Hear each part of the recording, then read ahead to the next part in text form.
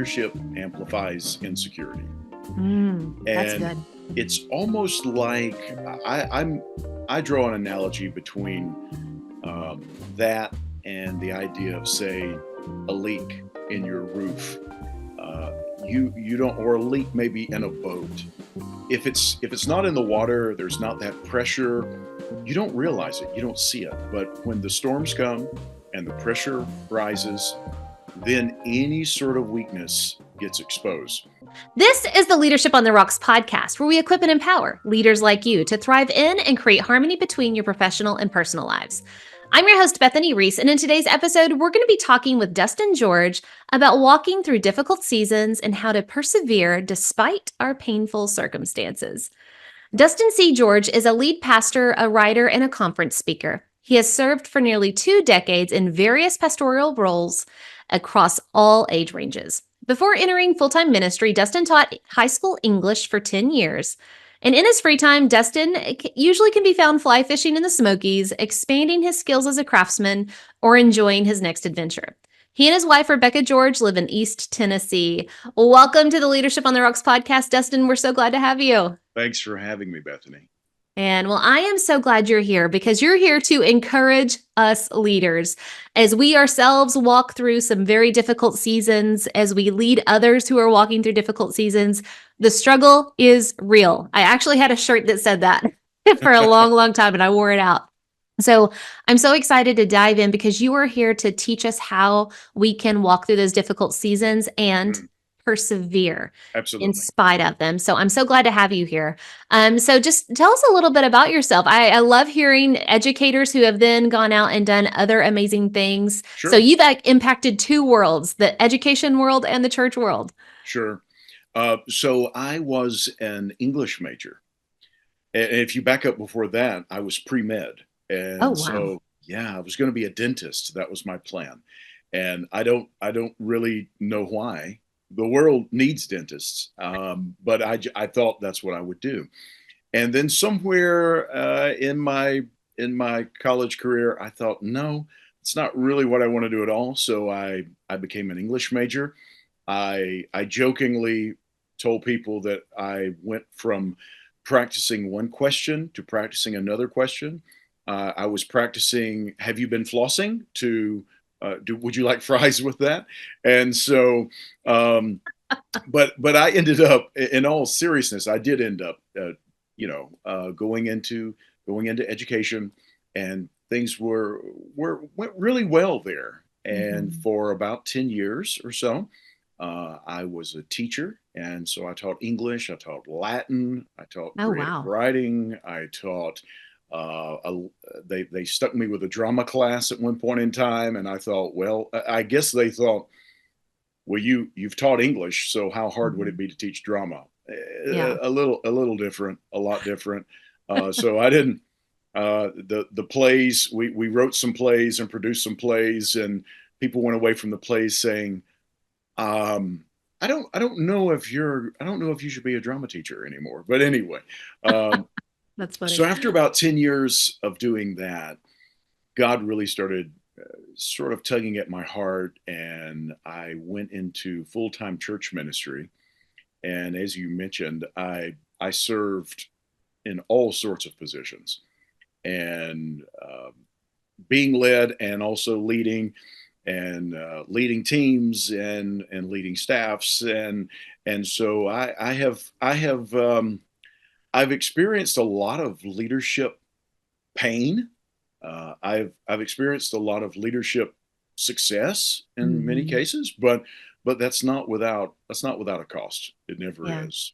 And so now here we are in East Tennessee, and as you mentioned, Rebecca, my wife, and I, we're at a church down in East Tennessee, right on the river, beautiful little spot, and it too is not without its struggles. Well, it's because we're all human, right? And Absolutely. I just want to say, if you take any kind of position serving the public, anything from the fast foods, would you like fries with that, to healthcare, to police or first responders, to education, man, your eyes really do open wide to see the way Mm, society is moving, and you yes. you easily can see a lack of leadership in that. But Yes. then you always have to remember that no matter who you serve, what population, no matter how big or small your team is, people are people, and we all carry baggage, Absolutely. which can cause Absolutely. some drama. Yeah. Absolutely. And so, as we think about diving into leadership, going through challenges, leaders face the same rigors and pressures that everybody else does, right? We all put Mhm. our pants legs on the same way, right? But often those stressors come with those added responsibilities and that increased intensity. In other words, I like to say that everyone goes through these difficulties, but when you're in leadership, it's almost like it's magnified because everybody gets to see you go through it and the fallout of if you don't go through it well. And Absolutely. to me, I think of two analogies. Everybody that listens knows I think in pictures, but I think of it in two ways. One way is like as you're a leader, it's almost like you're a guide on a hiking trail and you're walking everybody along. We're going this way, and yeah, we're going up a mountain, through some challenges. But then when you personally get bit by the rattlesnake, it's Mm. almost like you can't be like, "Snake," and everybody like scatter, right? You have to stay Right. calm despite the bite, the pain, the poison running through. You don't want chaos to ensue, so you're staying calm. But then another one, and I've literally been told this in principal meetings before, is be the duck. Is stay Mm. smooth where everybody sees you and you're smooth on the water, but underneath you're just paddling like the Dickens to stay afloat, right? And Right. so I think of more of the guide on the hiking trail with a lot of rattlesnake bites, but I know a lot of people have heard the duck situation too. So, but maybe it's just me, but it feels like even beyond just our normal day lives, there feels like a heaviness in the air where we're all walking around with just like this extra weight and we can't even Mm. name it all the time. Hmm. So, can you help us understand these hardships, these seasons that we tend to go through? Sure. And as leaders, one of the things that I like to say is that leadership amplifies insecurity. That's And good. it's almost like I draw an analogy between that and the idea of, say, a leak in your roof. You don't, or a leak maybe in a boat.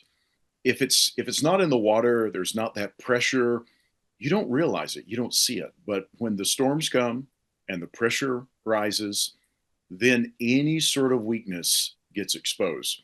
And any sort of insecurity that you might have, that you might wrestle with. And we all wrestle with different things. Hmm. But any degree of insecurity that you might have, leadership amplifies that. It doesn't actually necessarily make it bigger, but it does reveal it more clearly. You might be able to hide it in other circumstances or situations, but in a leadership role, that just really comes to the surface. And you're right about using the metaphor about the hiker, because people people see you in the public eye. People see you leading an organization. People see you forging the way ahead, and if and they're depending upon you. And so that's another reason why stressors can be so difficult in a leader's life, because it's not just you're looking out for yourself and those that are closest to you. You may have a team that you're leading, you may have a large group of people who are following you.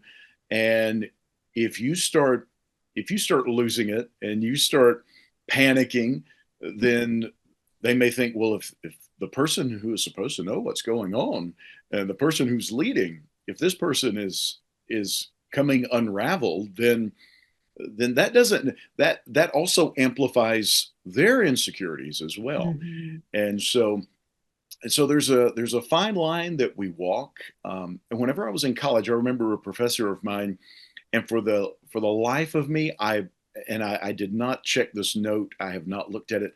I want to say, now, mind you, I'm drawing. This is college was a while ago, but I had a professor. I want to say the man's last name was Keegan. I'm not sure about that, but I he wrote a book called The Mask of Leadership, Ooh. and it was about our public selves as we are leading, and that persona in some instances, not fake, not insincere, but there are just certain things that you can't say and there are certain things you can't necessarily do that because that would not instill confidence in your leadership, Hmm. and then security in those who might be following. Man, that's so true. So I'm a DISC certified trainer, Okay, and they talk so about am that. They I. talk about the public mask. They talk about the private Hmm. self and how all that plays out in kind of the arena area.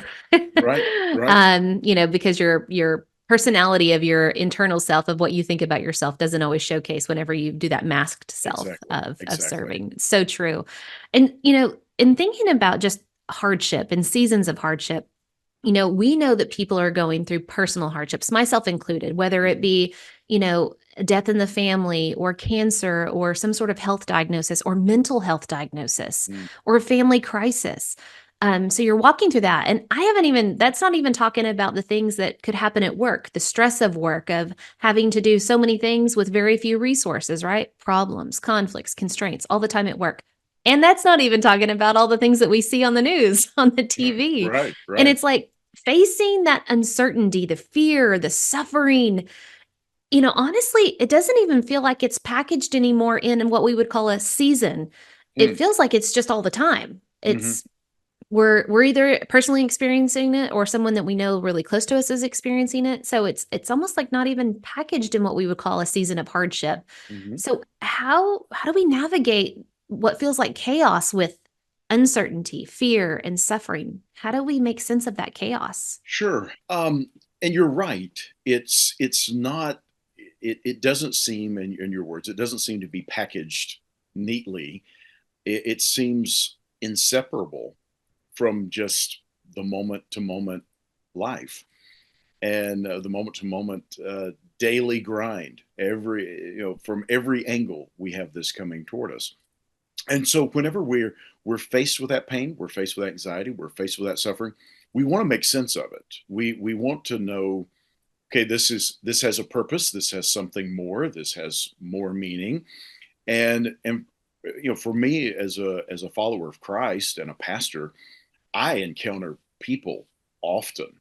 As one of my relatives once said, you see them at their worst, because I get the phone calls at midnight where someone says, "My son or my daughter was in a car wreck. Uh, they're in the ICU. We don't know if they're going to make it."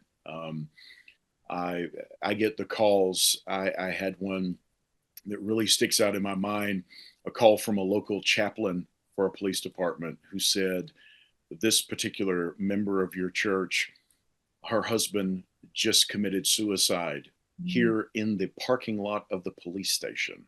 Oh And man. if I just wanted to let you know. And so I'm the first one to walk through the door right after she hung up the phone, with that news being given to her. And then you have all the diagnoses, and then of this disease or this disorder, and this dire outlook, and then you have all the everyday. I'm not trying to dismiss the everyday Yeah. occurrences, but you have the daily struggles of job and the daily struggles of family, and you have the daily struggles of just going through life, and there has to be something that you anchor to, that you depend upon.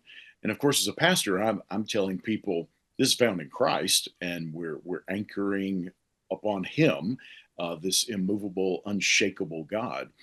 But whenever you start looking at all of the uncertainty, you have to be able to say, okay, what do I know for certain? What are those Mm. things that I can depend upon? What are those things that I'm going to cling to, that aren't moving, if you will, as much?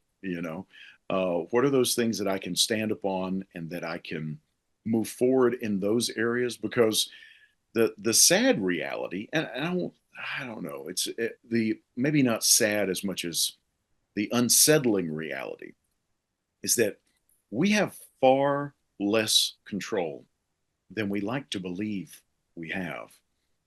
You mentioned thinking in pictures and images. My brother, when he's 3 years younger than I am, and when he was just a toddler, my parents bought him one of those.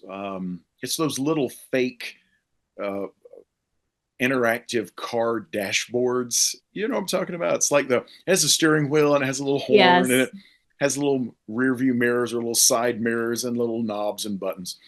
And so he would sit next to me on the back seat with that in his lap. And as one of my parents would drive, he would he had his hands on the wheel and he would turn the wheel and I remember, and of course, older brother, younger brother, that whole sibling, not just rivalry, but just continual ribbing. And I remember looking at him and I said, "You really think you're in control, don't you?" And he said, "I'm driving." And I said, "Make a right turn." And so he starts turning the steering wheel to the right. And I said, "We're not going to the right. Hmm. You know, you're really not in control." And and I often think in my life, I wonder how often I think that I'm doing the steering. I think that I'm pushing the buttons. I think that I'm the one, working the gears, and I'm really not in control of as much as I like to think I'm in control of. And to be able to accept that Yeah, that is so true. That is such a good visual. yeah, Yeah, there previously, whenever I'm talking about that, I'm like, have you seen the movie The Matrix? Back from the 90s ah and early 2000s. I'm like, that, but I love that. We're fighting for control of mm, something that even if we think that we have control, it's really just a fake steering wheel. That's such a true, great true, image to absolutely, think about. And it's absolutely. so true. And what you're talking about is clinging to what we know is certain and true. Mm, That is what leadership on the rocks is all about. It's all based on Matthew 7. The wise man built his house on the rocks. And then when the storms come, remember the storms come to both the wise and the foolish man who built his house in the sand. Storms are coming, period. oh, absolutely, It's yes. what have you built your life on that makes all Mm, the difference in the world. absolutely. And so, you've written this amazing book. I'm so excited. I can't wait to read it. It literally just came out before dawn, knowing God's presence in the dark seasons of life. Yes. We're not escaping the dark seasons. It happens to everyone. And then we get to feel it like you were talking about multiple times because it'll happen to the people that we're close to, our friends, our family, Hmm. and by extension. And so we're walking this, but before dawn, I'm curious about the title. I'm not gonna lie. What do you mean by before dawn? So the book went through a series of revision. I don't even know revisions, versions, if you will. Mhm.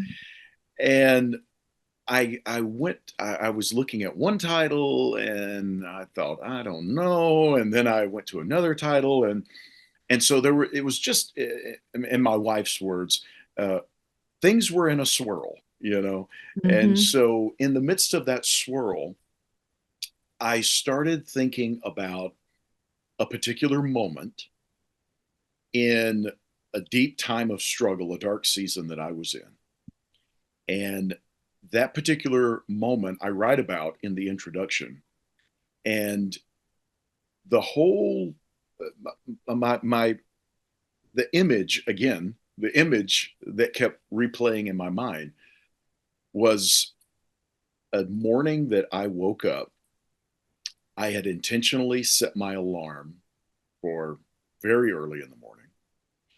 And my plan was, since I live in East Tennessee, my plan was I was going to hike up alone to this particular ridge that is off a main trail. It's frowned upon by the National Park Service to get off main trails.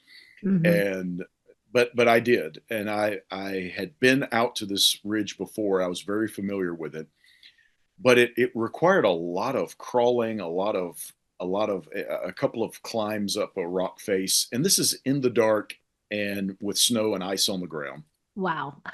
Yeah, probably looking back, probably not the wisest of things, but I was so burnt out, I was so burdened, I was so overwhelmed that I thought what I need to do is to find some place that's very isolated where I can just sit, I can take my Bible, I can sit, I can pray, I can think, and I can just be still and not be bombarded by Mhm. messages or people dropping by. I just need to just go. And this was a number of years ago.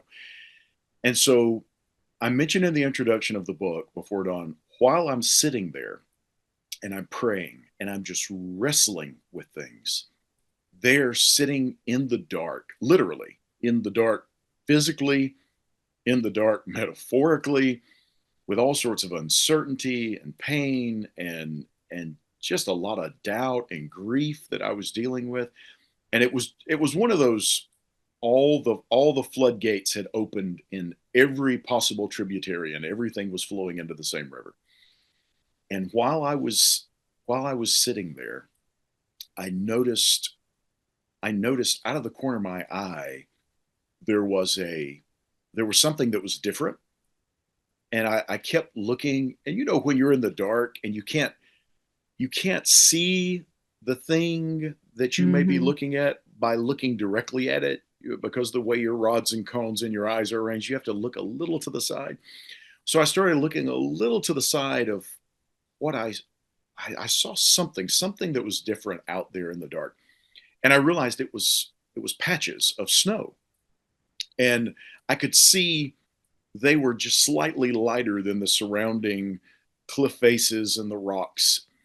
And then over a period of the next, I don't know, half hour or so, the sky went from black to purple to blue, and Mhm. everything that was once all grayscale color started gradually filtering in, as though a rheostat knob was being turned up. And as it just very gradually came up, the sun broke over that distant ridge and hit me full in the face.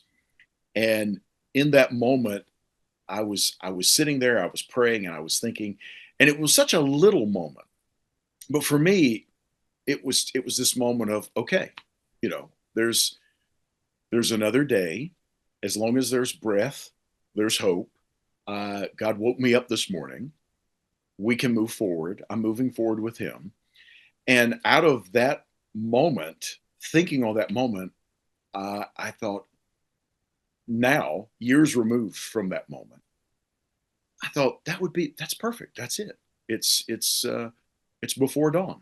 Um, Knowing God's presence in the dark seasons of life, because we all go through those moments. Dawn is coming. And even we had a wonderful designer. I'll show you this. We had a wonderful designer to even do the book with Mhm. mountains in the background, with the dawn breaking over the ridges. And so that really became a moment for me that I could look back on and say, okay, um, even in the darkest nights, dawn is coming. Mhm. But how do you navigate things before dawn? That's the real question. Because That's a great question. right, that's the question. That's the Mhm. question we all have to answer, because we all go through those dark seasons. Man, before we get into that question, because I definitely want to dive into Mhm. that, I love what you were just saying about the testimony of there was a moment in time where things seemed so dark and so foreign, you couldn't even make out what was what, right? And then you had this moment of just God's light just shed, his light over it. And it's physical with the sunrise, but it's also spiritual, mental, all of those things. And Sure. now it's such a stake in the ground, an Ebenezer, a monument for Mm. you going forward. When you experience another darkness, you have that. I love it. As long as you have breath, you have hope that, hey, I know that this is not the end. And I encourage everybody out there, as we get into what all of this about how we navigate the darkness, I want to take that massive nugget that Dustin just shared and say, you have lived through some stuff already. Mm. Go back and look and find where God met you in that darkness and put a stake in the ground and build Mm. that monument to remember, oh yeah, God's done it before, he'll do it again. He's carried Mm. me through the darkness, he'll do it again. So Absolutely. I feel like we're actually going to start with the end in mind. There is light. There's light There is. coming. There is. Dawn is It's what do coming. we do in the darkness?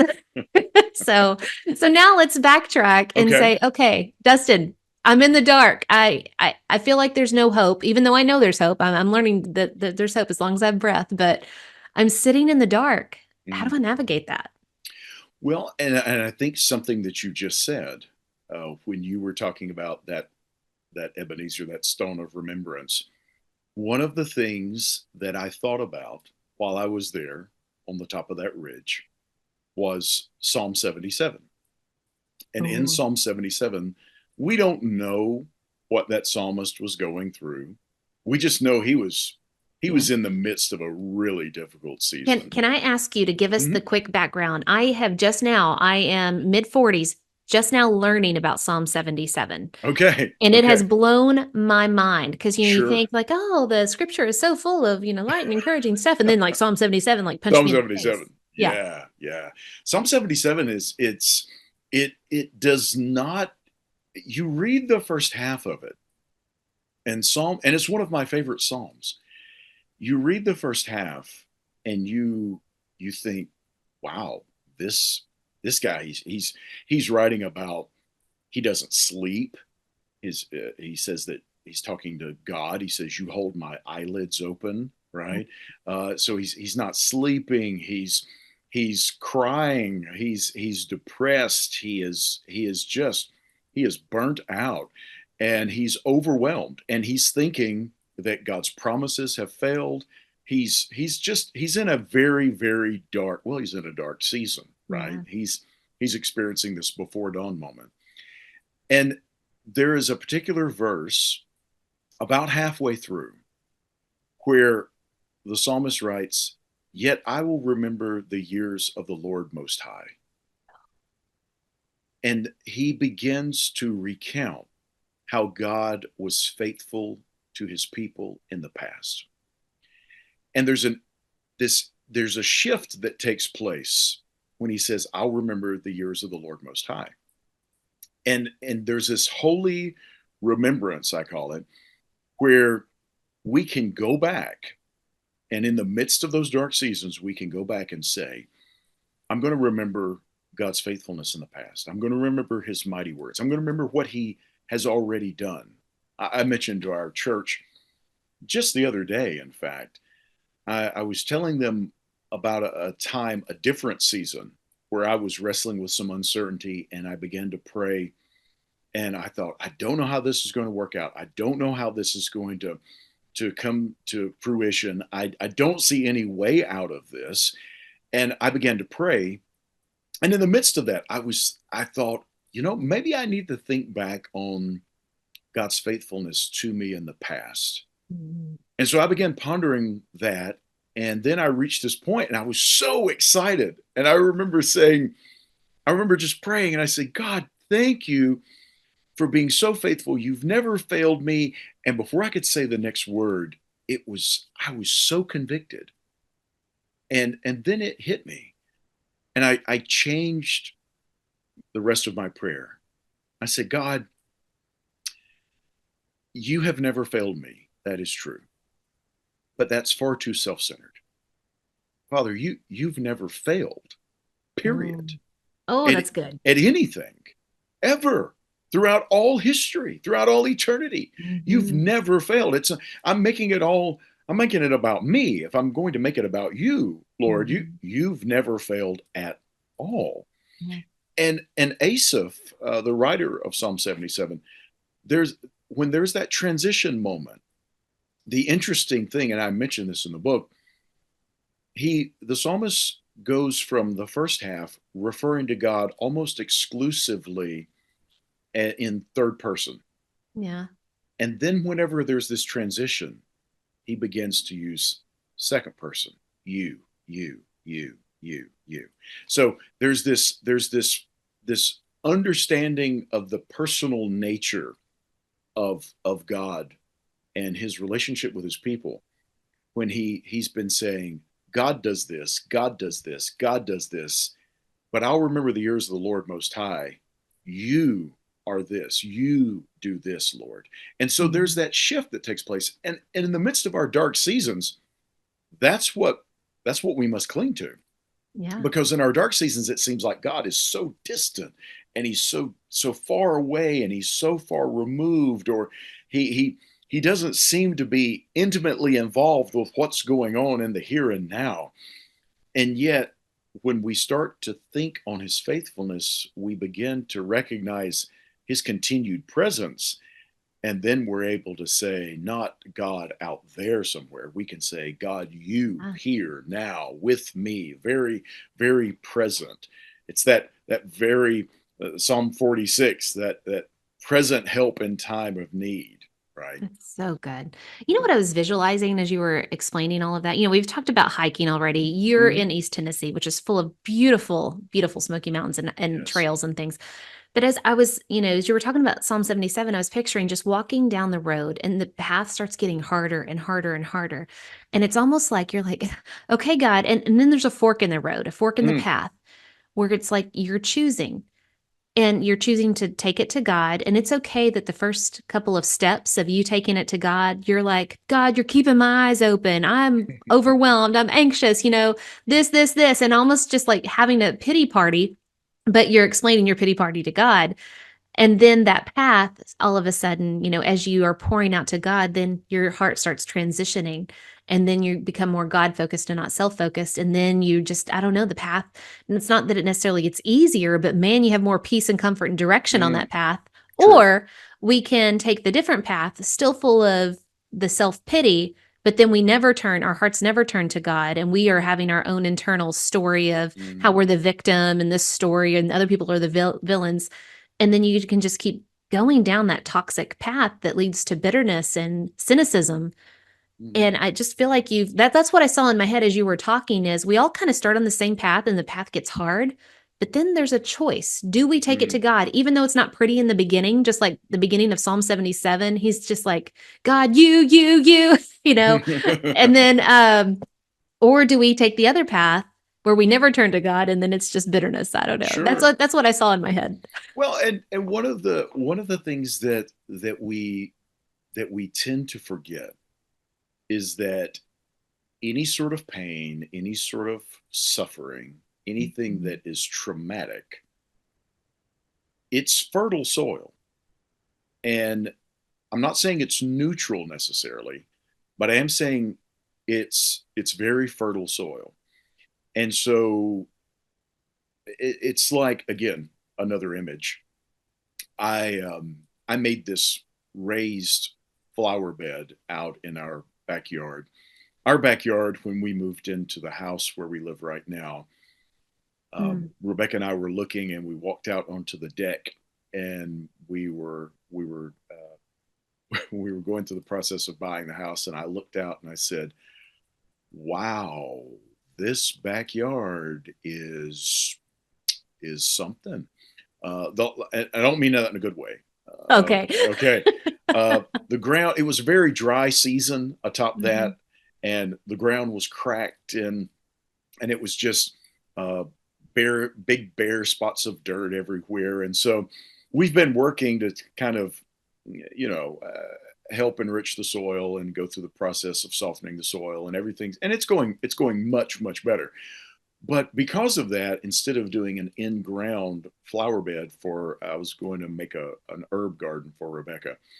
I'd made a raised bed out in our backyard, and so I went down to the home improvement store. I got some of the best, richest dirt that I could find, this local garden soil, and I put all sorts of bone meal and earthworm casings and everything, mixed it in the soil. Mhm. And so the stuff, the things, the plants that we put in there did beautifully. I mean, they are magnificent, but so did the weeds.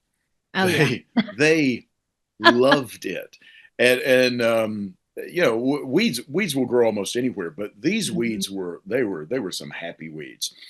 Trauma, difficulty, pain, suffering, it's fertile ground. So you have to be really careful about what you plant there.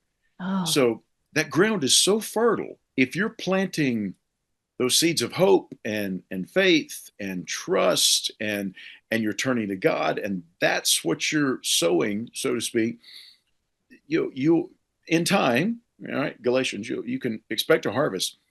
But if you're planting sowing those seeds of bitterness and anger and unforgiveness, that yields some really, really bitter fruit, and Yeah. it will take off in that ground that is so fertile, because trauma is fertile ground. And you have to be very careful what gets planted there or what gets sown there.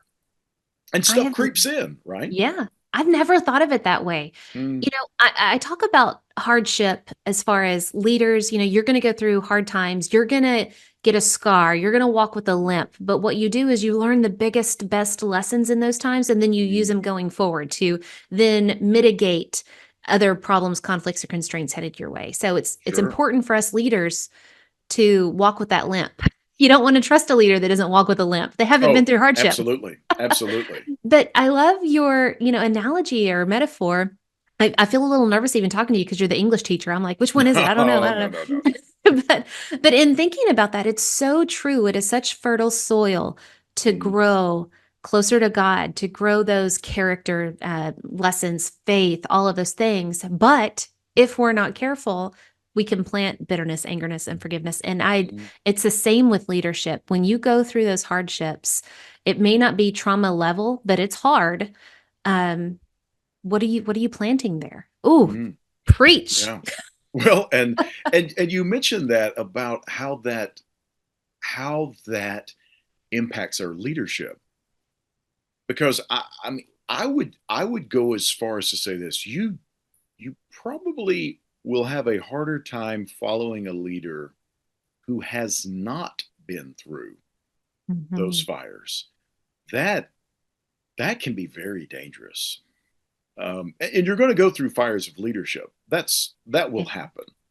But if you've never learned to navigate those fiery seasons outside of leadership, and then you are trying to work those things out as a leader for the first time, that can be a very dangerous place. I remember I joined the staff of a church, and the pastor that was a friend of mine that was asking me to come on staff and serve as his executive pastor and education pastor.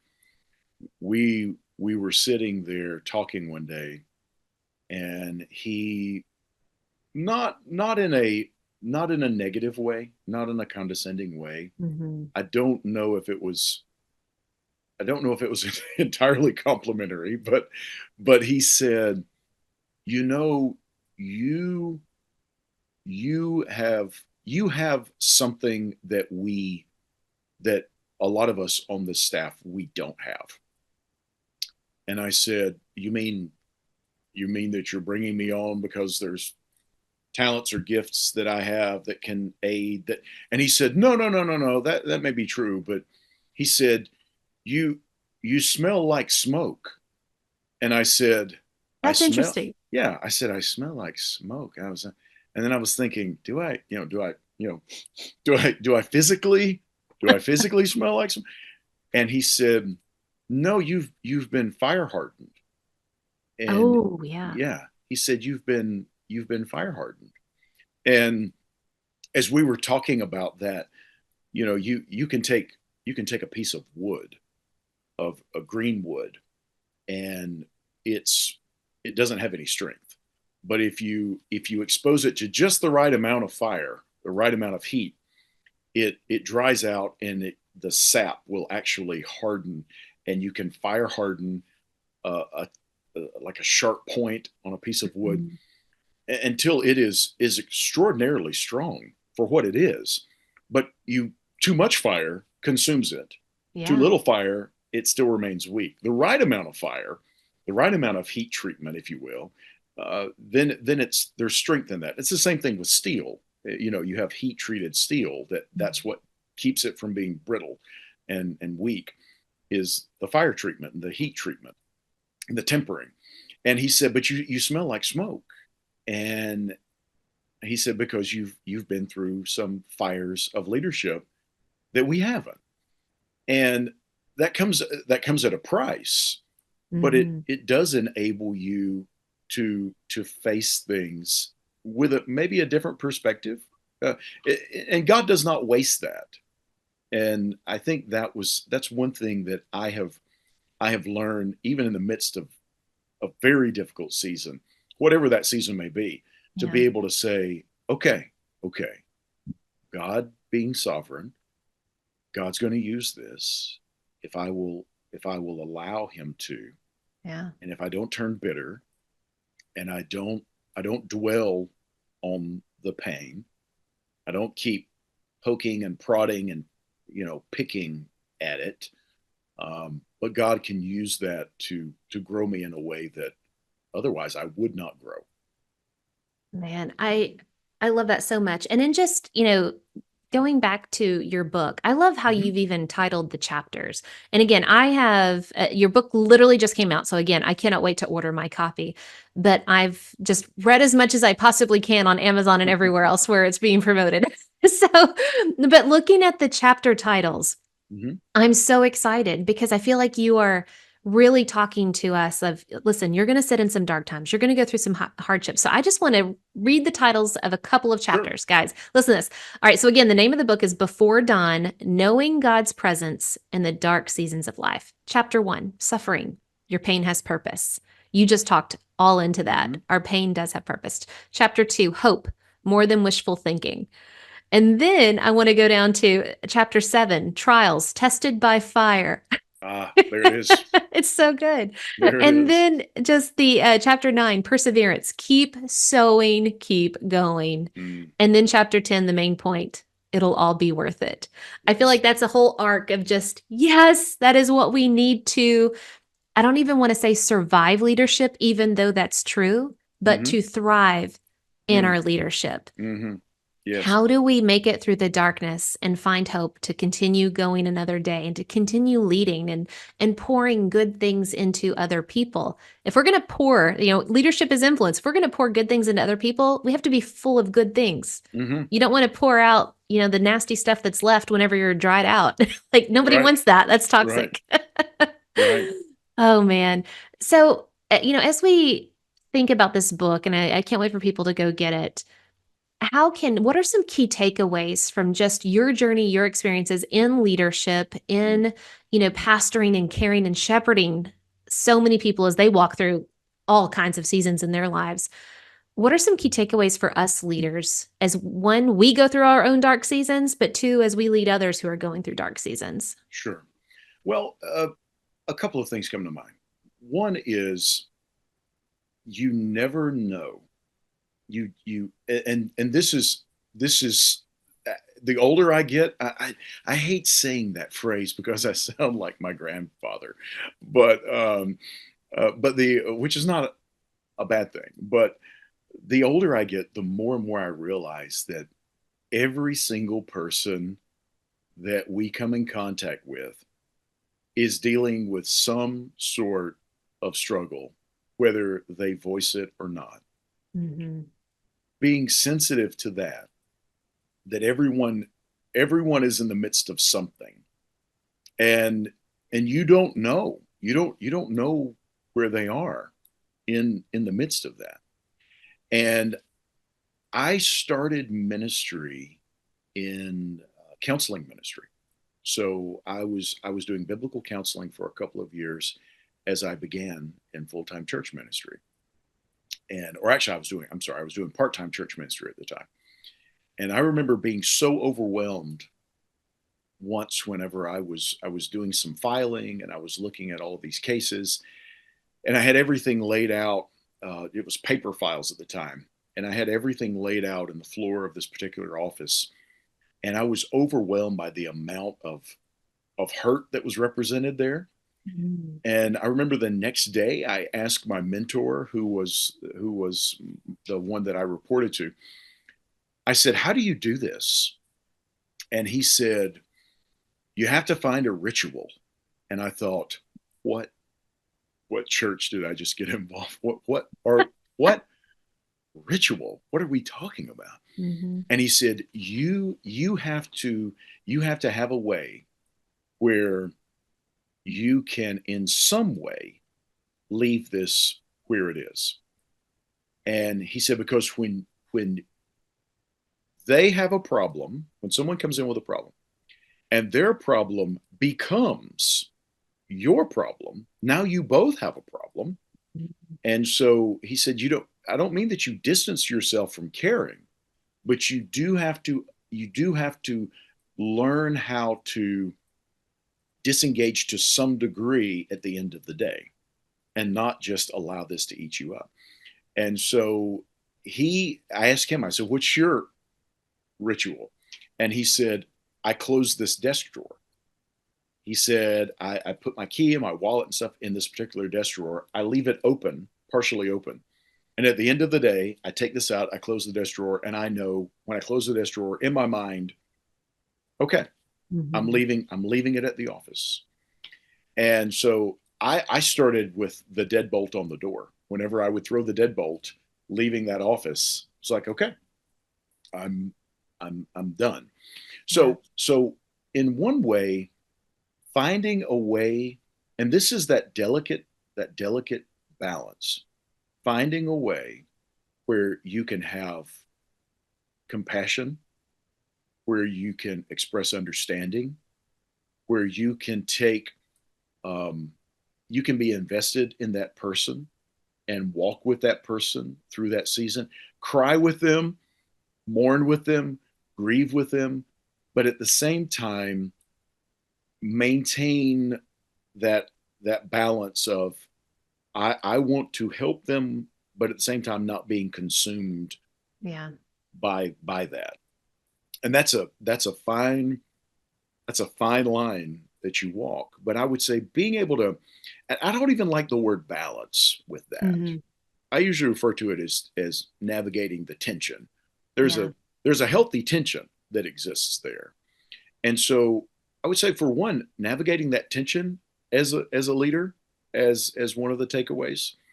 The other thing that I would say is that um, as a leader, when that insecurity gets amplified, knowing that people are all hurting to some degree. People are all going through a storm, or they're about to go through a storm, or they're coming out of a storm, as the old saying goes. Number two, I would say being able to walk through those seasons knowing that there is a purpose, um, because if you know that there is an end and there is a purpose, you can bear a great deal of pain and suffering if you know, okay, this is not in vain. Yes, absolutely. But being able to trust there's a purpose and there's a meaning, even if you don't see it, Mm-hmm. right? Even if the fruit is not immediate, or even if you never see the result this side of heaven, trusting, okay, it's true. There's a purpose. There's a meaning. There's something greater going on there. I mean, I think probably all of us have had moments where we did something, we said something, um, we wrote a card, we sent a text, we did some little something, and didn't think anything about it. Just this person was on my mind. Only later to find this person reaches back out and says, "You have no idea where I was in the midst of that, you know, and you have no idea how much this meant to me in the midst Mm-hmm. of that." And then I like to think there's probably a lot of those things that we have no idea. We'll never know. We'll never know the importance of that. And so extrapolating that, trusting that our pain does have purpose and that God is in control and that God has His hands on the wheel. I mentioned in the book that if uh, if God is not in control of all things, then the present pain we may be experiencing is the least of our worries because means the whole universe may veer off of its spin off of its Mm-hmm. axis at any given moment. I mean, there are far bigger things to worry about if that's the case. So I would say recognizing that there's purpose in the pain, as I mentioned in the book, but also recognizing you have no idea, you have no idea the how people are hurting and how you're limping, even, you know, Mm-hmm. you're limping efforts to help, empowered by God, can radically transform a person's life or their course of life. Man, absolutely. As a leader, I just felt all of that, as you were talking about walking through hardships Mm, and you don't know how one word from you or a lack of a word from you can impact other people. And I can just think of so many specific examples in my own leadership journey. Walking with hundreds of teachers, mm, thousands of students, and their parents through various things, everything from a student suicide. The first student suicide that I went through, I couldn't even get off the floor in my own house. I was mm, so overcome with emotion. And yet, my lead counselor was amazing. Unfortunately, she had been through that. mm, But, you have to walk your staff through that. And then, we had a teacher who had an abusive husband who showed up at school one day. And then you're like, you got physical fights with kids. Like all of these dynamics is such an emotional, like, thing to bear daily. And sure. I just felt everything that you said, what got me through every single day. Because in the beginning, I was all focused on my own hardship. Oh my gosh, Mm, there's so much stress. And I got to deal with this situation and this situation. Very self focused. That's how I right. started. Right. But then it started, and thinking about that why in the path, I was like, I can't make it through the day without God. And so Hmm. I would, because I had to be at school so early, like 4:30 in the morning, I am doing Bible study and prayer of God, open my eyes. Mm, Open my eyes to see what you want me to see, to hear what you want me to hear, and get out of my own little pity party. mm. Teach me my lessons. Let me earn my scars and my limps through humility. Take ownership because I didn't get everything right. One thing that still to this day just hurts my heart. We had a teacher that was absent like for so long, and I knew he was absent, but I did never reached out. He was in the hospital with COVID. And I was Oh. like, and I should have known that, should have reached out to him. And I'm like, I missed that Mm, one. yeah. But I was so enwrapped with, I got to have somebody in the classroom all the time. I was focused on the tasks of just covering that I missed the people aspect of that. So Absolutely. everything that you were talking about, I just like, I'm having all these flashbacks of Mm, just like, yep, it's so true. mm, So thank you for your wisdom in helping us learn how to navigate the darkness because everybody will experience it. But it's learning that there is hope. The light is coming. Learn the lesson, grow the character, grow the faith, and stay focused on God and all of those things. mhm. But as we've talked about all of these amazing things that we do to stay anchored in that darkness before dawn, let's think, what is one poor decision that you would warn our leaders to avoid? Uh, I can tell you, the and I know how this may sound trite, but it is so true in my life. I can tell you the one poor decision that I seem to make repeatedly, which this is I don't know that I've ever voiced it in this way. The poor decision that I make repeatedly, that I keep telling myself, don't do that. And I would encourage every other leader is this: learn how to rest. And I know for many leaders that's a hard thing. And I I have come to the conclusion, at least in my life. Now, I'm not going to speak for everybody else, although I have a pretty good idea that it's probably the same. My lack of rest, it's not a matter of it's not a matter of devotion. It's not a badge of honor that I'm Mm. wearing.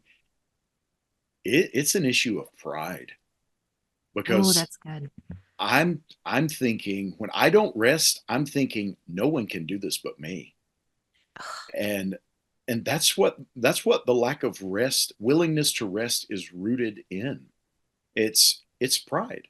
Mm. It's the same thing that you see back in Israel's history in the Old Testament when it's like the promised land. God said, you enter into the promised land, and I'm going to provide the rain, and I'm going to provide this the richness of the land, and it's a land flowing with milk and honey, and you just live by faith in me. And they and the whole idea of the promised land was it was it was entered by faith, it was conquered by faith, and then it didn't stop. It was to be lived in by faith. It was supposed to be a way by which the people would intimately know this faith in a loving, present God. But then they turned it into a means to an end, right? Or turned him into a means to an end. Here's the land. That's the end result. No, God's the end result. And in Mhm. the same way, I don't want to rest because I think, oh, I've got this. I'll do it myself. Mhm. And instead of living by faith, um, you know, I told someone the other day, uh, I said, you do realize that going to bed at night and sleeping, that itself is an act of faith. And the person said, "Oh, you mean that we're having faith that God will wake us up the next day?" I said, "No, no. It means I I cannot do it all. I am physically, mentally exhausted, and sleep is a way of saying, uh, God, Mhm. I can't do it all. I have to. I mean, think about sleep. I mean, you are lying in a strange kind of unconscious state with your eyes closed in a dark room. I mean, that's incredibly vulnerable, right? But you were essentially saying, God, I can't do it all. And so Mhm. I would say avoiding the mistake of avoiding rest. That's a mistake So to good. avoid because and that avoidance of rest is nothing more than the promotion of pride and Mm. thinking that it all depends upon me, and it doesn't, not at all. That just hit me in the heart. You know, the thought I had the other day is we have so much automation in our lives to make things Mm. easier, and yet we are working longer and harder. Isn't And that I true? think you just hit the nail on the head. It's pride. Mm. Things can't run without me. So Hmm. I'll just keep finding things to do Mm. to keep Right. control on More my and more little fake things. steering More and wheel. more things, right? Oh my I gosh. can't It's I can't be I can't be rendered obsolete, right? I know oh, thank you. Thank you for sharing that. That would hit me in the heart. I'm gonna pray on that one. Me too. Me too. Oh man. So, where can our listeners go to learn more about you, your work? Where can they go get the book Before Dawn, Knowing God's Presence in the Dark Seasons of Life? Sure, they can go to Amazon and just type in Before Dawn, Dustin George. You might just be able to type in Before Dawn now. It's kind of moved around in the rankings, so you may be able to type in Before Dawn. It should come up. Should be one of the first results. You can find out more about me and what I'm up to. Go to dustingeorge.com and you'll find there's a blog there. There's information about the book. There's a free companion guide if Oh, anyone perfect. would like to download a companion guide for the book itself. And then I'm on Instagram at Dustin C George, and you could check out some of my photos there. And I shamelessly post a lot of photos of our dog. So I that's just love it. how it is. That's how it Oh, is. perfect. And I'll have links to the show notes, guys, so you can get all of that, especially the guide to help you go through the book. I love those because that helps me immediately put things into action, apply them to my life as I'm learning all of these things. So thank you so much. Uh, I'm so thankful for the work you're doing, and just focusing on the darkness. Not a lot of Mm. people want to help us through the darkness, of sitting that, in the posture of being with God Mm. in it. It's always like, follow my 12-step program and that'll get you out. Right. And you're so Exactly. focused on sitting with the Lord, letting Him guide Right. you. Right. So, Dustin, thank you so much for being here and sharing your Thank you. wisdom. Thank you so much for having me. And all right, guys, until next time, continue putting in the work of building your life and leadership on the rocks, the essential rocks. God bless.